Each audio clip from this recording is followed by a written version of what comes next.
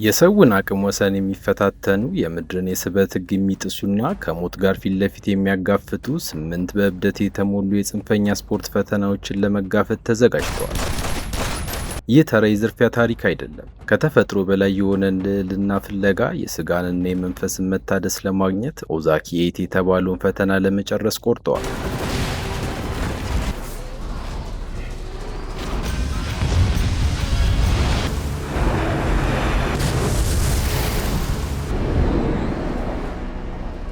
ፈተናው ከኤቨረስት ተራራ ጫፍ ላይ መብረር፣ 90 ዲግሪ ቀጥ ያለ ገደልን በእጅ መውጣት እስከ ማዕበል መግዘፍ የሚደርስ ነው።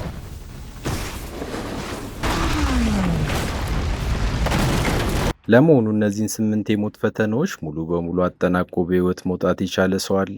ወይስ ይህ ጉዞ ወደማይመለሱበት ዓለም የሚወስድ የጥፋት መንገድ ነው? ሰላም። ዛሬ የማቀርብላችሁ ፖይንት ብሬክ የተባለውን ታሪካዊ ፊልም ሲሆን ስራችን የሚመቻችሁ ላይክ እና ሰብስክራይብ በማድረግ ድጋፋችሁ አይለየኝ እያልኩ ወደ ታሪኩ ልግባ።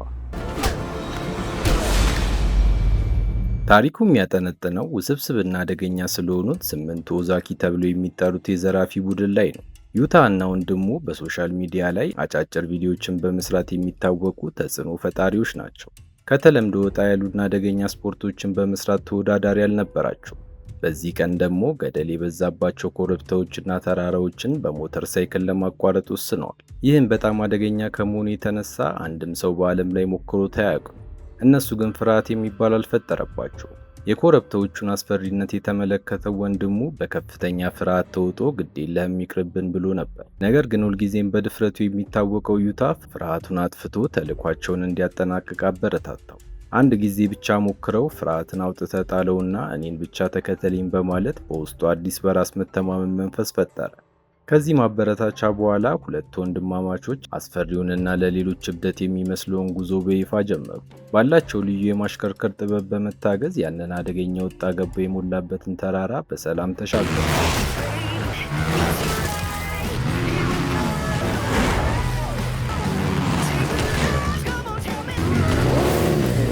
ነገር ግን በአንድ የገደል ጫፍ ላይ በደረሱ ጊዜ ዩታ መንገዱን ለመምራት ቀደመ።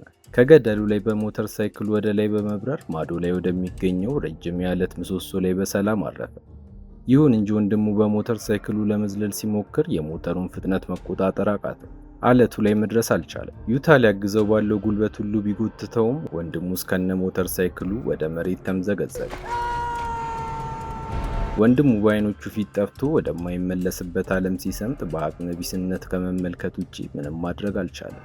ከዚህ አስከፊ አደጋ በኋላ 7 ረጅም ዓመታት እንደቀልድ አለፉ። በእነዚህ ዓመታት ታዲያ ዩታ በውስጡ በሚነደው የቁጭትና የጥፋተኝነት ስሜት ሲሰቃይ ነው የኖረው። በመጨረሻ ግን ወደ ራሱ ተመልሶ ያንን አደገኛ ሕይወቱን ለመተው ወሰነ። ራሱን ለመቀየርም ወደ ፖሊስ አካዳሚ ገባ።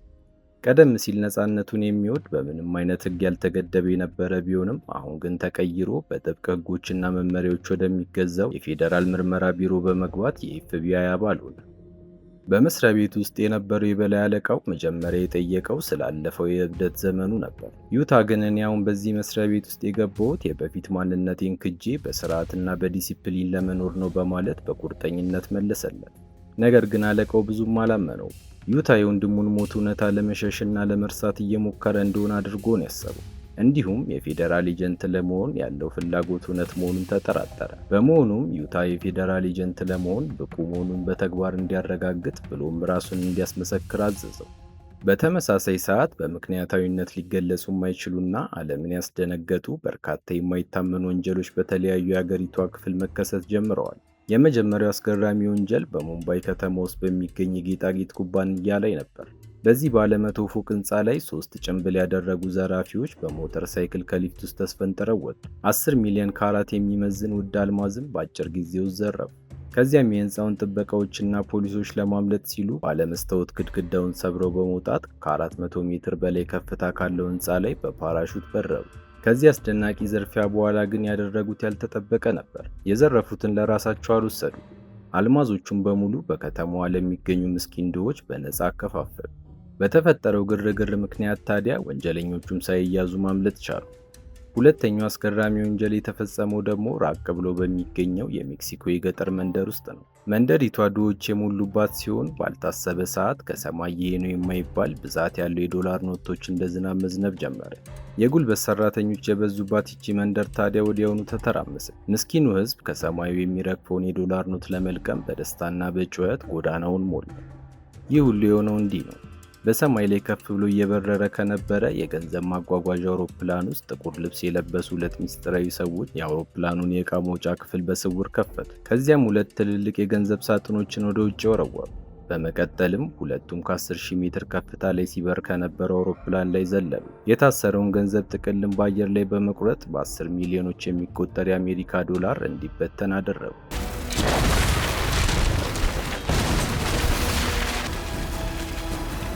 በመጨረሻም ሁለቱ ሰዎች ጥቅጥቅ ባለው ደን ውስጥ ወደሚገኘው ታዋቂ የህወሓቶች ዋሻ በረሩ።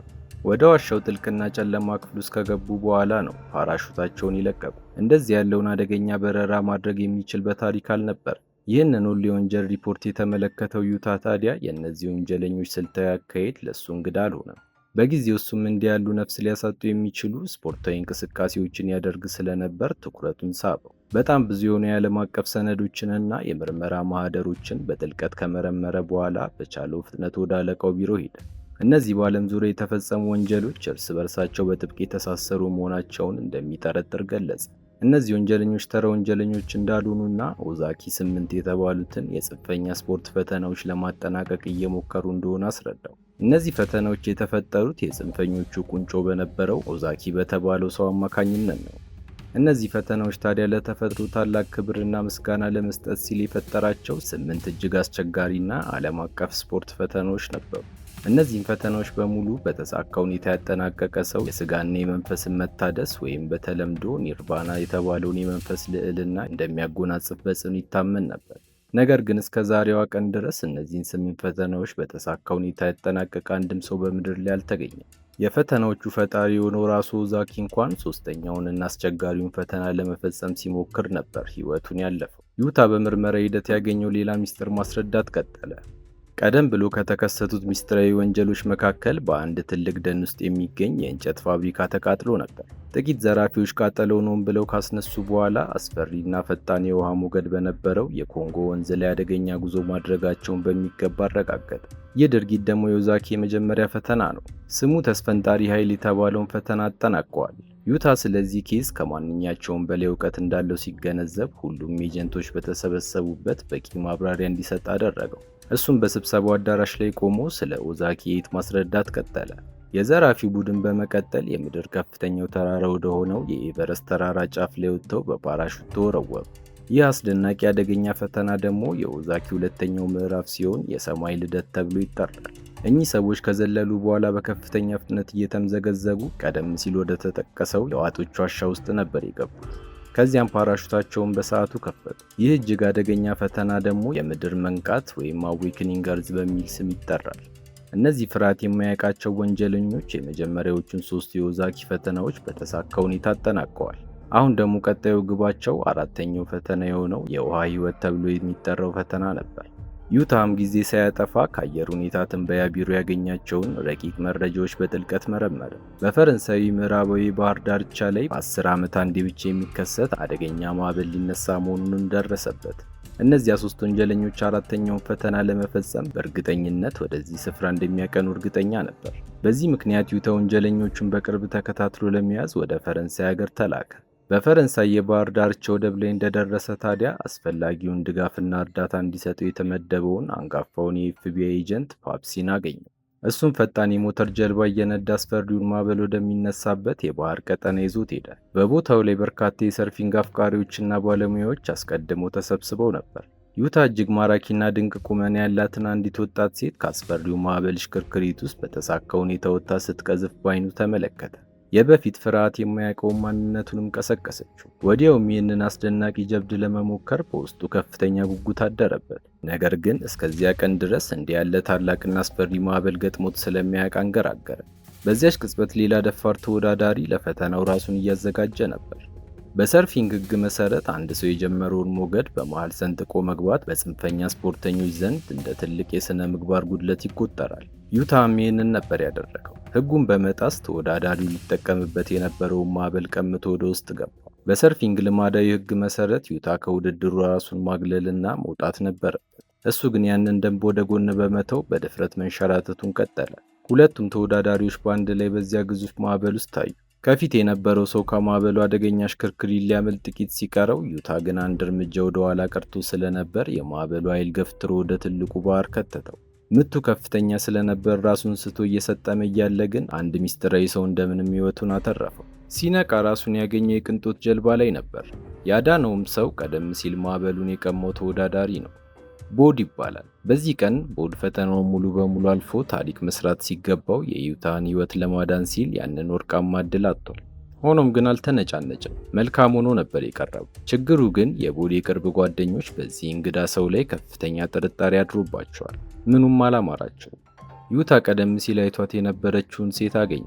ከቦድ የቡድን አባላት አንዷ ስትሆን ስሟም ሳምሳራ ይባላል። ተዋውቀው የተወሰነ ከተጫወቱ በኋላ አብረው ወደ ባህሩ እንዲዘሉ ጠየቀችው። እሱም እምቢ አላለም። በዛ ባህር ውስጥ ልዩ የፍቅር ምሽት አሳለፉ። በነጋታው ዩታ ከእንቅልፉ ሲነቃ ቦድ ከፊቱ ተቀምጦ ነበር ያገኘው። ቦድ ዩታን በሚገባ አውቆታል። ከረጅም ዓመታት በፊት የፈጸማቸውን አደገኛ ፈተናዎች በሶሻል ሚዲያ ላይ ይከታተለውና ያደንቀው ነበር።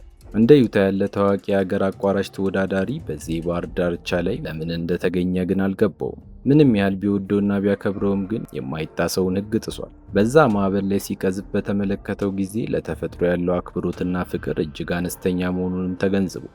በመሆኑም ይህንን አካባቢ በፍጥነት ለቆ እንዲሄድ መከረው። የዛን ቀን ረፋድ ላይ ከኤፍቢአዩ ፓፒስ ጋር ተገናኘ።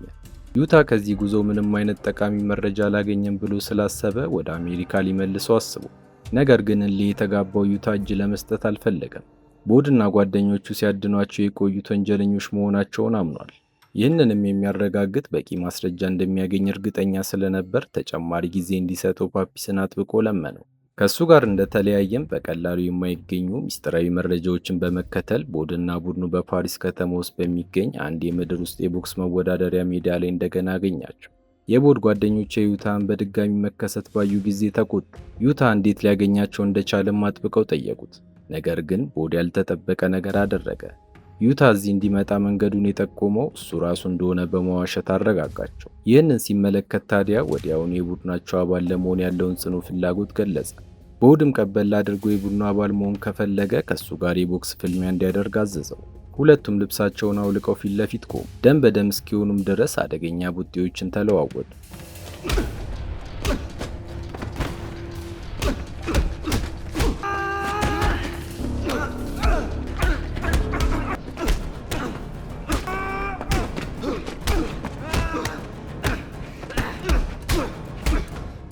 ነገር ግን የቦድ ብቃት ከዩታ የላቀ ስለነበር በፍጥነት መሬት ላይ ጥሎ አሸነፈ።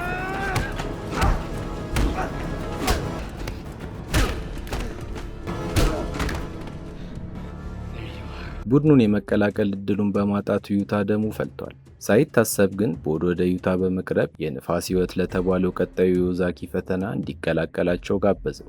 እሱም በደስታ ከዚህ ቡድን ጋር ወደ አልፕስ ተራራ ሄደ። ዕቃዎቻቸውን ተሸክመው አታካቹን ተራራ እንደምንም ወጡ። ሁሉም ደርሰው አረፍ ካሉ በኋላ ግን አንደኛው ወደ ዩታ በመዞር ቦርሳ ውስጥ ያለውን ድንጋይ አውጣው አለው። እሱም ግራ በመጋባት የምን ድንጋይ ብሎ ጠየቀ። ጓደኞቹ በዩታ ላይ ቀልድ ለመቀለድ አስበው ከባድ ድንጋይ ቦርሳ ውስጥ ከተውበት ነበር። በዚህ መልኩ ትንሽ ከተዝናኑበት በኋላ ድንጋዩ ለቀጣዩ ስራቸው እንደሚጠቅማቸው ገለጹለት። ከዚያም ቦድ አንደኛውን የቡድኑ አባል ሰከንድ የሚቆጥር ሰዓቱን እንዲያዘጋጅ አዞት ድንጋዩን ከገደሉ ጫፍ ላይ ወደታች ወረወረው። ድንጋዩም ከ6 ሰከንዶች በኋላ መሬት ላይ ማረፉን ሲረዱ የገደሉ ከፍታ በግምት 180 ሜትር አካባቢ እንደሚሆን አሰሉ። ቀጥሎም ሲመሽ ጠብቀው ጥንታዊ የእሳት ማቀጣጠያ ጥበቦችን በመጠቀም ትልቅ የካምፕ እሳት አነደዱ። ቦድ ለዩታ በግልጽ እንደነገረው ከሆነ 8ቱን የኦዛኪ ፈተናዎች እየተጋፈጡ ያሉት ኒርቫና ለተባለው ከንቱ መንፈሳዊነት አልነበረም። የእነሱ እውነተኛ ዓላማና ምኞት የሰው ልጆች የምድርን አስደናቂ ውበት እንዲመለከቱ ማድረግ እንዲሁም ከዚች ፕላኔት ከመጠቀም ወይንም ከመውሰድ ይልቅ ለፕላኔቷ ጠቃሚ ነገር መስጠት እንደሆነ አስረዳው። ይህንን ታላቅ ግብ ለማሳካት ደግሞ እያንዳንዱ ሰው የራሱን ግላዊ ማንነት ወይም ኢጎ ሙሉ በሙሉ መተው ይኖርበታል። በነፍሱ መመራት አለበት። ቦድ ንግግሩን ሲያጠቃልል ዩታ ከነሱ ጋር ይህንን መንገድ አብሮ ከተጓዘ የምትፈነጥቀው የማለዳ ብርሃን ሕይወቱን እንደምትመልስለት አረጋገጠለት። በሚቀጥለው ቀን አራቱ ተወዳዳሪዎች ልዩ የሆነውን የበረራ ልብስ ለበሱ። በዚህም አምስተኛውን ፈተና ለመጀመር ራሳቸውን አዘጋጁ። በመቀጠልም በአየር ላይ ልዩ አሰላለፍ ቅርጽ በመስራት በአልፕስ ተራራዎችና ሸለቆዎች መካከል በከፍተኛ ፍጥነት ተምዘገዘጉ። ይህ የበረራ ልብስ ከመደበኛው ፓራሹት በእጅጉ የተለየ ነበር። እያንዳንዱ በራሪ የነፋሱን አቅጣጫና ኃይል ማዳመጥ አለበት። በስኬት ለመወጣትም ከነፋሱ ጋር አንድ መሆንና አብሮ መንቀሳቀስን ይጠይቅ ነበር።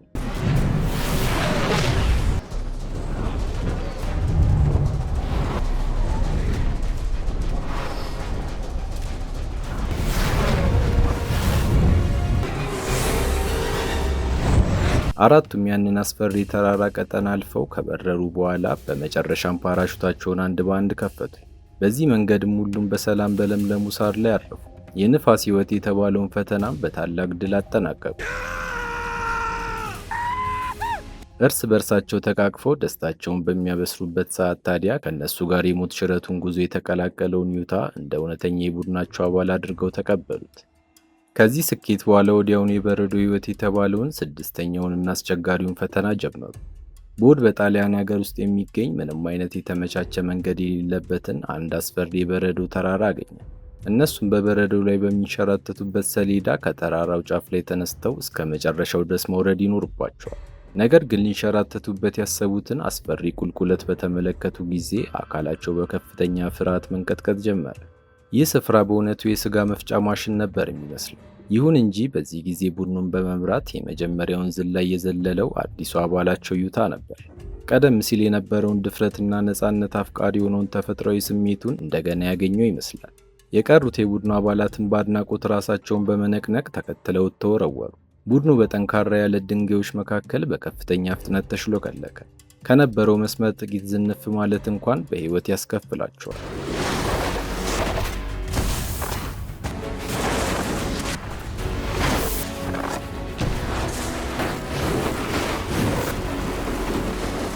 ብዙም ሳይቆይ ከአራቱ የቡድኑ አባላት አንዱ የሆነው ግሮሜት በአንድ መታጠፊያ ላይ በድንገት እግሩ ሲከደው ደነገጠ።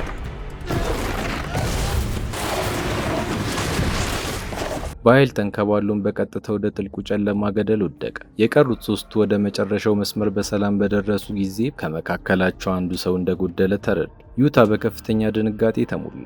መንገዱን የመራው እሱ ስለነበር ወደ ኋላ ተመልሶ ይፈልገው ጀመር። ግሮሜትን ለሞት ያበቃው ያንን አስፈሪ መስመር የመረጠው እሱ በመሆኑ ራሱን ክፉኛ ወቀሰ። ነገር ግን ቦድ ንግግሩን አቋርጦት ግሮሜት ያንን መንገድ የመረጠው በራሱ እንደሆነ አረጋገጠለት። ለሱ ሞት ዩታ ምንም አይነት ጥፋት እንደሌለበት በመግለጽ አረጋገጠ። ከረጅም አሰሳ በኋላ ታዲያ የባልደረባቸውን አስክሬን ማግኘት ቻሉ። በመጨረሻም ባህላዊ የሆነውን የማቃጠል ስነ ስርዓት ፈጽመው በክብር ተሰናበቱ። ዩታ ግን ራሱን መውቀሱን አላቆምም። የወንድሙም ሞት በሱ ምክንያት እንደሆነ ያስብ ስለነበር የውስጡን ቁስል መቋቋም አቅቶት ሐዘኑን ለመርሳት እስኪበቃው ድረስ ጠጣ። ይህንን ስብራቱን የተረዳችው ሳምሳራ ታዲያ ወደ እሱ በመቅረብ የራሷንም ቁስልና እውነተኛ ታሪክ ነገረችው። ሳምሳራ የጽንፈኛው ስፖርት መምህር የነበረው የኦዛኪ የማደጎ ልጅ ነች። ቦድ ደግሞ የኦዛኪ ታማኝ ተማሪው ነበር። ነገር ግን ታሪኮች እንደሚሉት ኦዛኪ ምድር መንቃት በተባለው ሶስተኛ ፈተና ላይ አልነበረም የሚሉት። ያንን አደገኛ ፈተና በተሳካ ሁኔታ አጠናቆ ነበር። ሆኖም በአትላንቲክ ውቅያኖስ ውስጥ ብዙ ነፍስ ያጠፋውን አደገኛ የአሳ ነባሪ ለማስቆም በሚሞክርበት ወቅት በፍጥነት ይጓዝ በነበረ መርከብ ተገጭቶ ሕይወቱ አለፈ።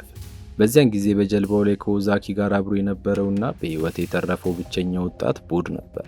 ቦድ የኦዛኪን ፈተናዎች ለማጠናቀቅ ቆርጦ የተነሳው ከዛሽ ቀን ጀምሮ ነው። በዚህ መልኩ የውስጥ ስሜታቸውን አውጥተው ካወሩ በኋላ ቅርበታቸው በጣም ጨመረ። በመጨረሻም ተሳሳሙ።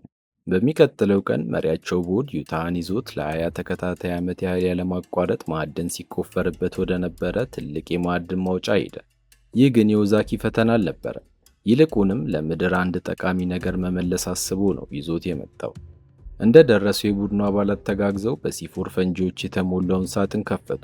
ቦድ ለምድር መመለስ ብሎ የጠራው ይህንን ማዕድን ማውጫ በፈንጂ አፍርሶ በመቅበር እንደገና ወደ ቀድሞ የተፈጥሮ ቦታው መመለስ ነው።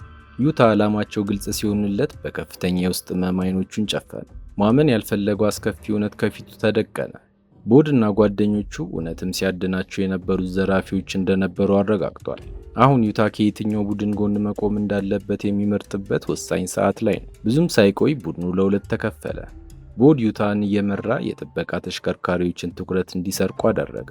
የቀሩት የቡድኑ አባላት ደግሞ ሞተር ሳይክላቸውን እየነዱ የሲፎር ፈንጂዎችን ለመቅበር ወደ ተራራው አናት በፍጥነት ወጡ።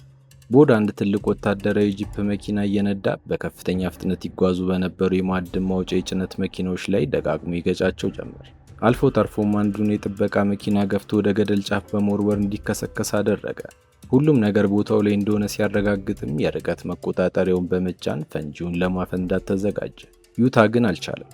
ይህንን አስከፊ የጥፋት ድርጊት ከዚህ በላይ ሊታገስ አልፈቀደም። በመጨረሻም የራሱን እውነተኛ ማንነት አጋልጦ የኤፍቢአይ ኤጀንት መሆኑን በግልጽ ይፋ አደረገ።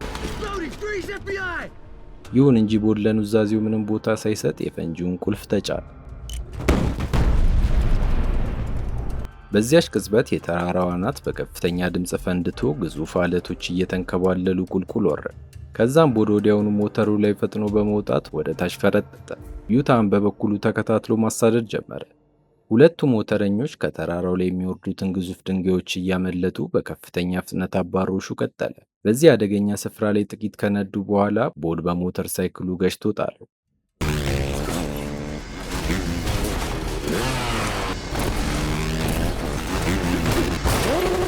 ሆኖም እሱም አልቀረለትም። ሁለቱም ተያይዘው በአቅራቢያው ወደ ነበረችው ወንዝ ውስጥ ወደቁ። ቦድ ከወንዙ ወጥቶ በቆመ ጊዜ ዩታ አስቀድሞ ሽጉጡን አውጥቶ ነበር። እሱ ግን ምንም ድንጋጤ አይታይበትም። ቦድ ገና ከመጀመሪያው ጀምሮ አንተ ፖሊስ መሆንህን ሁላችንም እናውቅ ነበር አለው። ዩታም በጣም ተገርሞ ታዲያ ይህንን ካወቃችሁ ለምን ከቡድናችሁ ጋር እንድቀላቀል ፈቀዳችሁ በማለት ጠየቀው። እሱም መልሶ ከተጋረጠብህ የህይወት ጨለማ ላድንህ የምችል መስሎኝ ነበር በማለት መለሰለት። ከዚህ ክስተት በኋላ ዩታ በቁጥጥር ስር ውሎ በቀጥታ ወደ ኤፍቢአይ ዋና መስሪያ ቤት ተወሰደ። የዩታ የበላይ አለቃ ግን ደስተኛ አልነበረም። በቁጥጥር ስር ለመዋል የሄደበት ርቀትን ተቃወመ። ምክንያቱም የዩታ ድርጊቶች ከህጉና ከስልጣን ገደቡ በላይ ያለፉ ነበሩ። አራተኛውን ወንጀል ለመከላከል ቦድና የቡድኑ አባላት ያሉበትን ትክክለኛ ስፍራ ለበላይ ኃላፊዎቹ አስቀድሞ አለማሳወቁ አደገኛ ጥፋቱ ነው። የቦድ የማደጎ እህት ከሆነችው ሳምሳራ ጋር የጠበቀ የፍቅር ግንኙነት መመስረቱ ሌላኛው ጥፋቱ ነበር። በዚህ ምክንያት የዛኑ ቀን ዩታ ከስራው ታገደ። እንዲሁም ለቦድ የገንዘብ ድጋፍ የሚያደርግለትን ስፖንሰር የባንክ ሂሳብ መንግስት ሙሉ በሙሉ እንዳገደውና ከእንግዲህ ወዲያ ወንጀል ለመፈጸም የሚያስችል አቅም እንደሌላቸው ነገረው። ነገር ግን የቦድን አስፈሪ ተፈጥሮ በሚገባ የተረዳው ዩታ ካለቃው በተቃራኒ መንገድ አሰበ። ቦድ ሁሉንም የኦዛኪ ፈተናዎች ለማጠናቀቅ ማንኛውንም መስዋዕትነት እንደሚከፍል በሚገባ ያውቃል። የገንዘብ ምንጫቸውን ማገድ ቦድን ወንጀል ከመስራት አያስቆም። ይልቁንም ፈተናዎቹን ለመቀጠል የሚያስፈልገውን ገንዘብ ለማግኘት ሌላ አደገኛ ወንጀል እንዲፈጽም እንደሚያስገድደው በመግለጽ ተከራከረ። ልክ ዩታ እንደገመተውም የፖሊስ የክትትል ካሜራዎች ጥቁር ልብስ የለበሱና በሞተር ሳይክል የተሳፈሩ በርካታ ሰዎችን ማሳየት ጀመረ። በከተማዋ ጎዳናዎች ላይ በከፍተኛ ፍጥነት ሲምዘገዘጉ ይታያል። እነዚህ ሰዎች በመላው ሀገር ከፍተኛ አሰሳ የተደረገባቸው ቢሆንም በድፍረት በከተማው መሃል መታየታቸው ሁሉንም አስደነገጠ። ዩታ ወዲያውኑ አንድ ትልቅ ባንክ ለመዝረፍ እየተዘጋጁ እንደሆነ ተረዳ። ነገር ግን ቀኑ እሁድ በመሆኑ በተራራው አናት ላይ በሚገኘው አንድ ባንክ በስተቀር ሌሎቹ በሙሉ ዝግ ነበሩ። በመሆኑም ቦድና ቡድኑ በእርግጠኝነት የተራራው አናት ላይ የሚገኘውን ባንክ ለመዝረፍ እንደሚሄዱ ተረዱ። አለቃው ዩታ ያለው በሙሉ እውነት ሆኖ ስላገኘው ይዞት ለመሄድ ተስማሙ። ከዛም የአንጋፋው ኤጀንት ፓፒስ መኪና ውስጥ እንዲገባ ፈቀደለት። እሱም እንደገባ አንድ ሽጉጥ አቀበለው። ይህ ሰው በውጫዊ ገጽታው ወግ አጥባቂ ቢመስልም በውስጡ ግን እጅግ ሩህሩህና አሳቢ ነበር። ለዩታም እንዲህ አለው፣ አይኔ እያየ እንድትሞት በፍጹም አልፈልግም አለው። ከዛም የአንጋፋ ኤጀንት የፖሊስ መኪናዎችን ዋና ሰልፍ ከመከተል ይልቅ በቀጥታ ወደ ተራራው አናት የሚወስደውን አቋራጭ መንገድ መረጠ። የተራራው አናት ላይ በደረሱ ሰዓት በርካታ የፖሊስ መኪኖች የባንኩን መግቢያ በር ሙሉ በሙሉ ከበው አገኟቸው። 3 ጥቁር የለበሱና ጭንብል ያደረጉ ወንዶች አነስተኛ አውቶማቲክ መሳሪያዎችን በመያዝ የባንኩን በር ሰብረው ወጡ። ከዛም ያለምንም ፍርሃት ከፖሊሶቹ ጋር ከባድ የተኩስ ልውውጥ አደረጉ። ዩታ በመካከላቸው ገብቶ ድርጊቱን ለማስቆም ቢፈልግም ማንም ሰው የእሱን ትዕዛዝ ሊሰማ አልፈቀደም። ቀጥሎ ከዘራፊዎቹ አንዱ የፊቱን ጭንብል አወለቀ። ይህ ሰው የቦድ አባል የሆነው ሮች ነበር። በዚያው ቅጽበት በበርካታ ጥይቶች ተመቶ ሕይወቱ አለፈ። የቀሩት 2 ዘራፊዎች ግን አይን የሚያጥበረብር የጭስ ቦምብ በመወርወር በሞተር ሳይክላቸው አመለጡ። ዩታም ፈጠን ብሎ ጥቁር ከለበሱት አንዱን ተከትሎ በከፍተኛ ፍጥነት በረረ። ያ ሰው ቦድ እንደሆነ ስላሰበ እንደምንም ተኩሶ የሞተር ሳይክሉን ጎማ መታው። ዘራፊውን ሞተር ሳይክሉን እዚያው ጥሎት ለሕይወቱ በመፍራት ሮጠ። በአቅራቢያው ወደ ነበረ አንድ የጎብኚዎች ታክሲ ላይ ዘሎ ገባ። ዩታ በእግሩ ሊደርስበት እንደማይችል በተረዳ ጊዜ ወደ አንድ ሕንፃ ጣሪያ ላይ በፍጥነት በመውጣት ወርውሮ መኪናው ላይ አረፈ። ከዚያም መስታወቱን ሰብሮ ወደ ውስጥ በገባ ጊዜ ጥቁር የለበሰው ወንበዴ ሽጉጡን አውጥቶ ሊተኩስ ተዘጋጀ። እሱም ራሱን ለመከላከል ሲል ቀድሞ በመተኮስ አገኘ። ዩታ በቀስታ ቀርቦ የፊቱን ጭንብል ሲያነሳው ግን ያ ሰው ቦድ ሳይሆን ሳምሳራ መሆኗን ተመለከተ። አንቀጠቀጠ። በከፍተኛ ሐዘንና ጸጸትም ተሞላ። ወደ ውጭ በወጣ ጊዜ ቦድ ራቅ ብሎ በሚገኘው የባቡር ማቆሚያ ላይ ቆሞ አየው። ቀደም ሲል በአንድ ልብ ለትልቅ ዓላማ ሲሰሩ የነበሩት ሁለት ወንድማማቾች አሁን በተቃራኒ ጎራ የቆሙ ደመኛ ጠላቶች ሆኑ። ዩታ በከፍተኛ ቁጣ ተሞልቶ ቦድን ሕይወቱ እስክታልፍ ድረስ ቢደበድበው ደስ ይለዋል። ሳምሳራ ሕይወቷ ሊያልፍ የቻለው በሱ ምክንያት እንደሆነ ስላመነ እሳት ለብሶ እሳት ጎርሶ ሀዲዱን ማቋረጥ ጀመረ። በድንገት በፍጥነት እየመጣ የነበረ ባቡር መንገዱን ዘጋበት። ባቡሩ ሲያልፍ ግን ቦድ ተሰውሮ ነበር። የቦድ ቀጣዩ እርምጃው ምን ሊሆን እንደሚችል ከዚህ በኋላ መገመት አይቻልም። ሆኖም ተስፋ አልቆረጠም። የዓለም ካርታ አነሳና በከፍተኛ ትኩረት መተንተን ጀመረ። ቦድ እስካሁን ድረስ እነዚያን አስፈሪ የኦዛኪ ፈተናዎች በተግባር የፈጸመባቸውን የምድር ክፍሎች በሙሉ በካርታው ላይ አንድ በአንድ በጥንቃቄ መዘገበ። በጥቁር ሰሌዳ ላይም ያለማቋረጥ የተለያዩ ምርመራና መስመሮችን ሳለ። በመጨረሻም የቦድን ሰባተኛውን ፈተና የሚያከናውንበትን ትክክለኛ መዳረሻ በራሱ ጥረት ደረሰበት። እስካሁን የተከናወኑት 6 የኦዛኪ ፈተናዎች በሙሉ መጨረሻቸው ጥልቅ ዋሻ እንደሆነ ትዝ ሲለው ለምን ዋሻውን እንደመረጡ ገባ። 6ቱ ፈተናዎች ከምድር የስበት ኃይል ጋር አብረው የሚሄዱ ነበሩ። ሰባተኛው ፈተና ግን የ6 ሕይወቶች ጌታ ተብሎ የሚጠራ ሲሆን የመሬትን ስበት ሕግን ሙሉ በሙሉ በመቃወም በቀጥታ ወደ ሰማይ መውጣትን የሚጠይቅ ጀብድ ነበር። ለዚህም ቦድ ምንም አይነት የደህንነት ገመድ ወይም መከላከያ መሳሪያ ሳይጠቀም በባዶ እጅና ጥንካሬው ብቻ በመጠቀም ተራራ የመውጣት ጥበብ እንደሚመርጥ በእርግጠኝነት ተረዳ። ቦድ ይህንን ታላቅ ፈተና ለመፈጸም ወደ ድሮ የትውልድ ቦታው እንደሚሄድ እርግጠኛ ነበር። በቬንዙዌላ ሀገር የምትገኘውን ዝነኛዋን የኤንጅል ፏፏቴ እንደሚመርጥ እርግጠኛ ሆነ። ችግሩ ግን ቬንዙዌላ የተባለችው ሀገር ከኤፍቢአይ የክትትል ክልል ውጭ የሆነች ሀገር ነበረች። በመሆኑም አንጋፋው ኤጀንት ፓፒስ ያለውን የቆየ ዓለም አቀፍ የሥራ ግንኙነት በመጠቀም በሚስጥር ወደ ሀገሪቱ የሚገቡበትን የጉዞ ፍቃድ በአጭር ጊዜ ውስጥ አገኘ። የኤንጅል ፏፏቴ የምድር ላይ ረጅሙና ከፍተኛ ፏፏቴ ሲሆን ቁመቷም 979 ሜትር ያህል ይረዝማል። እንዳሰቡትም ቦድና የመጨረሻ የቡድኑ አባል የሆነው ግሮሜት በዚህ አስፈሪ ፏፏቴ ግርጌ ላይ ፊት ለፊት ቆሙ። ያ ወደ ሰማይ የተጠጋውና ቀጥ ብሎ የቆመው ግዙፍ የዓለት ገደል የሚያስደነግጥ ተፈጥሯዊ ግርማ ነበረው። ባልደረባው ግሮሜት ወደ ላይ የሚወጣበት ምንም አይነት አስተማማኝ የእግር ወይም የእጅ መደገፊያ ማየት ስላልቻለ በውስጡ ከፍተኛ ፍርሃት አድሮበታል። ነገር ግን ፍርሃት ያልፈጠረበት ቦድ በዚህ አደገኛ ገደል ውበት ተማረከ። ባልደረባው ወደ ላይ መውጣት እንደማይፈልግና እንደፈራ በገለጸ ጊዜ ታዲያ ቦድ ምንም አይነት ንዴት አልታየበትም። የለበሰውን ጃኬት በቀስታ አውልቆ ብቻውን መውጣት ጀመረ። ልክ በዚህ ሰዓት ዩታም ወንጀለኞቹን በቁጥጥር ስር ለመዋል ወደ ስፍራው ደረሰ። ከዩታ ፈጣን ክትትልና የሕግ ቁጥጥር ለማምለጥ ሲልም ግሮሜት ሳይወድ በግዱ ቦድን ተከትሎ መውጣት ጀመረ። ልብሶቹንም በፍጥነት ቀይሮ እሱም ወደ ላይ መውጣት ጀመረ። ለጣቶቻቸው ጫፍ ወይም ለእግር ጥፍሮቻቸው የሚሆኑ ጥቃቅን ቀዳዳዎች ብቻ ነበር የሚጠቀሙት። አንዳንድ የሚቆሙበትን የሰውነት አቀማመጥ ሙሉ በሙሉ በመቀየር ቀጣዩን ያለ ድጋፍ በእጃቸው ለመጨበጥ በሙሉ ኃይላቸው ወደ ላይ መዝለል ነበረባቸው። ባልደረባው ግሮሜትም ኃይሉን በሙሉ አሰባስቦ ወደ ላይኛው ቀዳዳ ዘለለ። ነገር ግን ሁለተኛው እጁ አስተማማኝ ያለ ድጋፍ ሊያገኝ አልቻለም። በዚህ ምክንያት ሁለቱ እግሮቹ በአየር ላይ ተንጠልጥለው ቀሩ። መላ አካሉን በአንድ እጁ ብቻ ደግፎ ሁለቱንም እጆቹን ወደ አለቱ ላይ ለማስጠጋት ደጋግሞ ሞከረ። ሆኖም ሳይሳካለት ቀረ። የተራራው አናት ላይ ሊደርሱ ጥቂት ሜትሮች ብቻ ሲቀራቸው ታዲያ የቦድ የመጨረሻ ባልደረባ እጁ አምልጦት ወደ ጥልቁ ገደል በመውደቁ ሕይወቱ አለፈ። ቦድ አንድ ጊዜ ዞር ብሎ ዩታን በጥሞና ተመለከተው። ከዚያም ራሱን አዙሮ ወደ ላይኛው ጫፍ መውጣቱን በጽናት ቀጠለ። ወደ አለቱ አናት ላይ በደረሰ ጊዜ አካሉ ሙሉ በሙሉ ዝሎና ደክሞ ነበር። ቦድ ደግሞ በዚያ የገደል ጫፍ ላይ በተፈጥሮ ግርማ ተከቦ ቀጥ ብሎ ቆሞ አገኘ። ሰባተኛው ፈተና የስድስተኛው ሕይወቶች ጌታ የተባለውን ጀብድ በዚህ መልኩ አጠናቀቀ። ሁለቱም ይህንን አስቸጋሪ ፈተና በተሳካ ሁኔታ ቢጨርሱም ዩታ አሁንም ቢሆን ቦድን በሕግ ቁጥጥር ስር ለመዋል ጽኑ ፍላጎት ነበረው።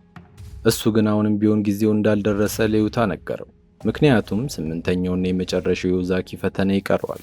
ቦድ ይህንን ቃል ከተናገረ በኋላ በድንገት በኃይል ወደሚወርደው ፏፏቴ ተወረወረ። ዩታም ወደ ኋላ አላለም። ተከትሎት በድፍረት ዘለለ። ከጥቂት ሰከንዶች በኋላ ግን ዩታ ፊቱ በደም ተሸፍኖ ነበር ከውሃው የወጣው። እጅግ በሚያስደንቅ አጋጣሚ ሕይወቱ ሳይጠፋ በሰላም መትረፉ የማይታመን ነበር። ነገር ግን በዚህ አካባቢ ስለ ቦድ አድራሻ የሚገልጽ አንዳችም ፍንጭ ሊያገኝ አልቻለም። ፓፒስ የቦድ አካል ምናልባት በወንዙ ከፍተኛ ፍሰት አማካኝነት ወደ ታችኛው የወንዝ ዳርቻ ታጥቦ ተወስዶ ሊሆን እንደሚችል ተናገረ። እሱ ግን ቦድ በእርግጠኝነት አሁንም በሕይወት እንዳለ በልቡ ጠንቅቆ ያውቃል። ከዚህ አስደናቂ ክስተት በኋላ 17 ረጅም ወራት አለፉ። በፓሲፊክ ውቅያኖስ ላይ በታሪክ ታይቶ የማይታወቅ ግዙፍ አስፈሪና አውዳሚ ማዕበል እንደገና ተከሰተ። አሁን የበሰለውና ከፍተኛ ልምድ ያለው የኤፍቢአይ ኤጀንት የሆነው ዩታ በሄሊኮፕተር ተሳፍሮ ወደ ታወቀው የባህር ቀጠና በረረ። እንደደረሰም በውቅያኖስ ወለል ላይ በነበረች አንዲት ትንሽ ጀልባ ላይ በቀስታ አረፈ። ያቺን ጀልባ የቀዝፋት የነበረው ሰው ደግሞ ራሱ ቦድ ነበር። ቦድ እንደገና ወደዚህ አስፈሪ ውቅያኖስ ለመመለስ የወሰነው በምክንያት ነው። እሱም ቀደም ሲል በፈረንሳይ ሀገር ተከስቶ የነበረውን የውሃ ሕይወት የተባለውን ፈተና የዩታን ሕይወት ለማዳን ሲል ሳያጠናቀቀው ቀርቶ ስለነበር ነው። በመሆኑም ይህ ለቦድ የመጨረሻውና 8ኛው የኦዛኪ ፈተና ሆነ። ይህንን ፈተና በተሳካ ሁኔታ ካጠናቀቀ ብቻ ቦድ 8ቱንም የኦዛኪ ፈተናዎች ሙሉ በሙሉ የፈጸመ ብቸኛ ሰው ይሆናል።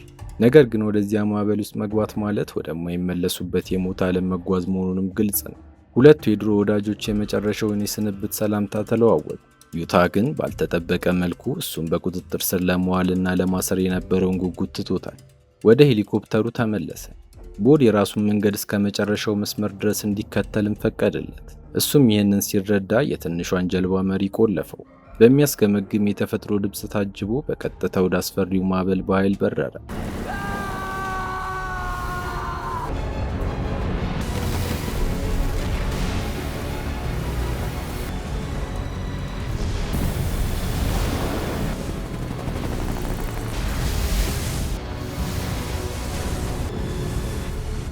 በመጨረሻም ቦድ በጥልቁ ውቅያኖስ ውስጥ ለዘላለም ተሰወረ። የቦድ ምድራዊ ሕይወት ምናልባት በዚያው አብቅቶ ሊሆን ይችላል። ነገር ግን ስለ ኦዛኪ 8 ፈተናዎች የሚያትተው ታላቅ ታሪክ በዓለም ዙሪያ በሰፊው ተሰራጨ። ይህ ታሪክ ለምድራችን ታላቅ ፍቅርና ክብር ባላቸው ተፈጥሮን በሚያመልኩ በእያንዳንዱ የጽንፈኛ ስፖርት አፍቃሪዎች ልብ ውስጥ ለዘላለም የማይጠፋ ታላቅ አፈ ታሪክ ሆኖ ቀረ። እስከ መጨረሻው ስለተከታተላችሁኝ አመሰግናለሁ። ምንም አይነት ሀሳብና አስተያየት ካሉት ኮሜንት ላይ ለማስቀመጥ ወደ ኋላ ይበሉ። ቪዲዮውን ላይክ እና ሰብስክራይብ በማድረግ ያበረታቱን። አመሰግናለሁ።